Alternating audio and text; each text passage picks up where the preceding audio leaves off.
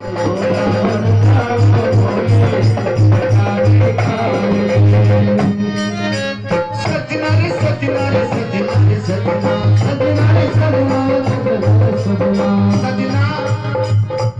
मतलब क्या होता है?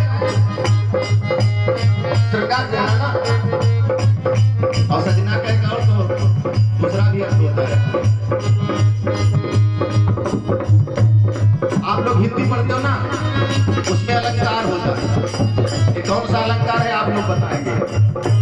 एक ही शब्द से जब कई अर्थ निकल जाए तो कौन सा अलंकार आता है? वही अलंकार आता है जो एक बच्चे से पूछा गया कि बताओ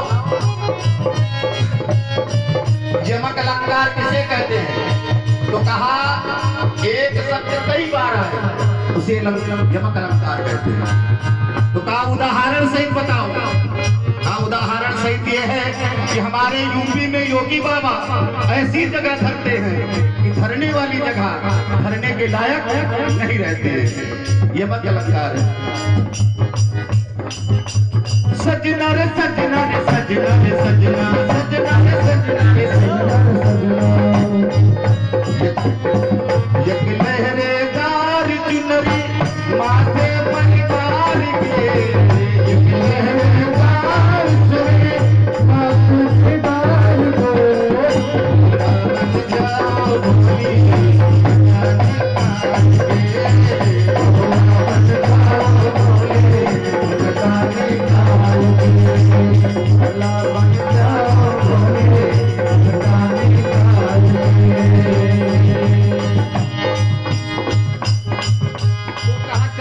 पड़ेगा क्या करना?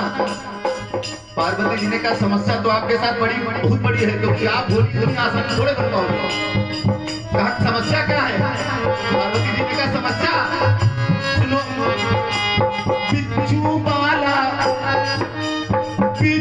बाला कान में आला, गले मुंड की माला, चंदा का उजियाला किया मेरे चंदा का उजियाला,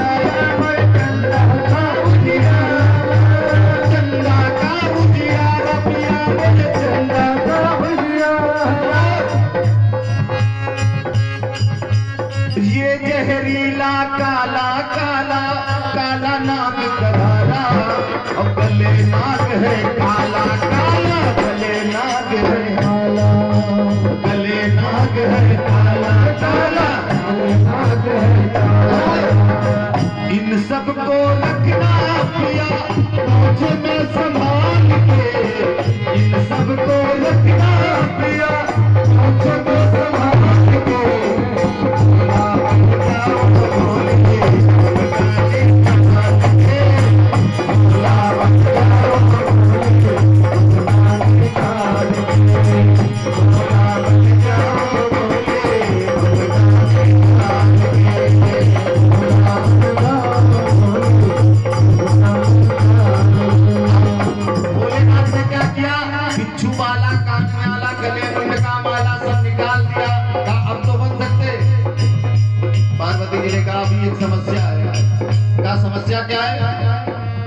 क्योंकि पार्वती जी को एक डाह था।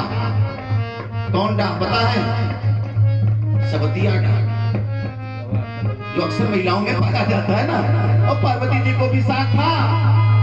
अब पार्वती जी सोचे कि सभी पत्नियां पति के बगल बैठती हैं, और ये गंगा भोलेनाथ के सर पर है। और गंगा जानते हो कौन लगती थी शंकर जी की? सारी कि देवों की दुलारी बनी, विष्णु की कुमारी बनी, शंकर की सारी बनी चाह के चढ़ौते में। और शंकर जी की सारी और पार्वती जी को ये कहा था कि हम बगल में बैठती है गंगा सर पर, तो धुन थोड़ा बदल देते हैं ना कि जिनके सर पर सारी होगी, कि जिनके सर पर सारी होगी, उस कैसे उसकी घरवाली होगी। जिनके सर पर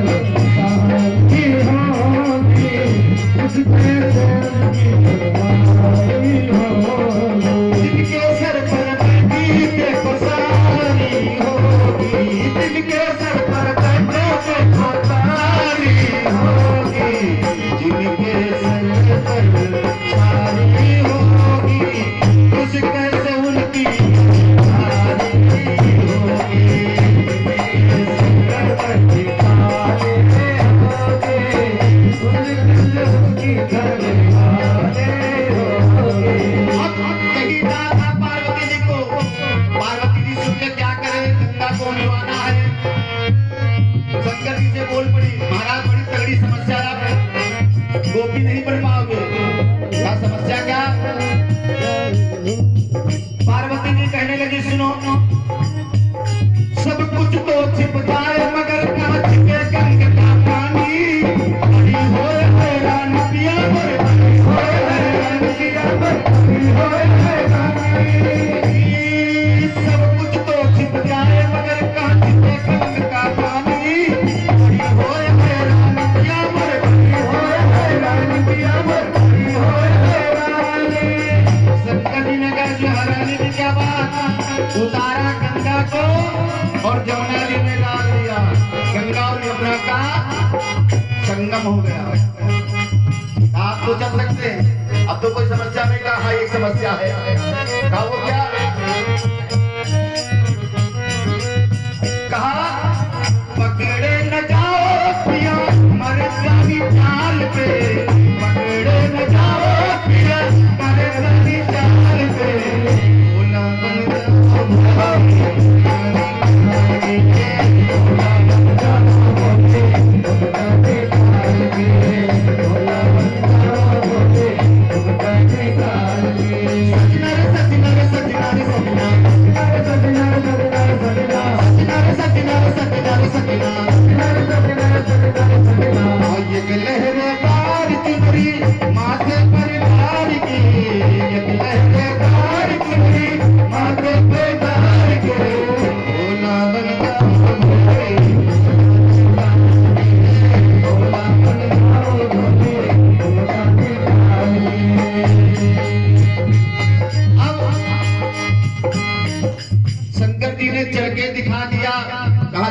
लंबे लंबे जग्गा जो रख रहे हो इस चाल में पकड़ लिए जाओगे। शंकर जी ने अपना धीमी वाली गजगामिनी वाली चाल चल करके दिखा दिया। गज मतलब हाथी, और हाथी बिल्कुल धीमे धीमे मस्त होकर के चलता। कहा तो ये चाल सही रहेगी? कहा अब सज धज गए जब भोलेनाथ जी पार्वती मुस्काई, मन में है हरसाई पिया मोरे, मन में है हरसाई पिया मोरे, मन में है हरसाई। सज धज गए जब भोलेनाथ जी पार्वती मुस्काई, मन में है हरसाई पिया मोरे, मन में है हरसाई पिया मोरे, मन में है हरसाई। और भोलेनाथ को देख करके पार्वती बड़ी प्रसन्न हुई। क्यों? क्योंकि भोलेनाथ बड़े सुंदर लग रहे थे। और वास्तविकता बात है कि तीनों देवताओं में भगवान भोले जैसा कोई सुंदर नहीं है। क्यों? क्योंकि विष्णुचार्य विधि मुखचारी, भोलेनाथ से सुंदर ज्यादा कौन है? विष्णु भगवान। मगर उनकी सुंदरता फीकी पड़ जाती है। कहां पर? चार हाथ जब दिखाई पड़ जाते, सुंदरता फीकी। और विधाता ब्रह्मा जी सुंदर हैं, मगर उनकी सुंदरता फीकी पड़ जाती जब उनके चार मुख दिखाई पड़ जाते हैं।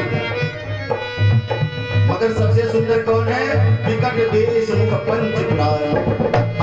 हमारे बाबा सबसे सुंदर है कौन? भोलेनाथ। भोलेनाथ से सुंदर कोई नहीं, क्योंकि इन्हीं के विषय में कुछ लोग लिखा गया कर्पूर गौरम करुणावतारम। कैसे गोरे हैं? कपूर जैसे। और कोई होता आपको सुंदरता का कोई वर्णन करेगा ना तो इतना ही कहेगा कपूर जैसे, है ना? कपूर जैसा कोई नहीं कहेगा। इसलिए सज धज गए जब भोलेनाथ जी पार्वती मुस्काई, मन में है हरसाई पिया मोरे, मन में है हरसाई पिया मोरे, मन